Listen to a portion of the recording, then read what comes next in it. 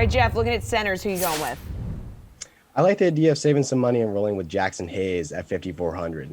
He's racked up 30 plus DK fantasy points in 3 of his last 4 games, and he scored double digit points in 5 straight contests. Hayes has carved out a solid role for himself as the Pelicans fight for a play-in spot, playing 22 plus minutes in 10 of his last 11 games, including 37 minutes last night. Charlotte ranks 25th in DK fantasy points allowed to big men, and they really get up and down the floor, ranking 3rd in pace this season.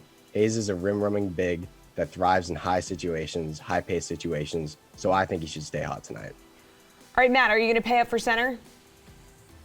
Sort of. Well, I think that this could end up being a slate where most people pay down for center. I certainly don't want to do that with DeAndre Jordan if Joel Embiid ends up sitting. So I'm staying away from that one as far as possible because DeAndre Jordan is just one of the worst centers in the league right now. And even though he's really cheap, I want to look elsewhere. So I like where Jeff's looking with the Wizard situation. I'll go with Kristaps Porzingis in the $7,000 range. I think if Kuzma's out, and we saw this the other night, Porzingis had a really big game against the Lakers.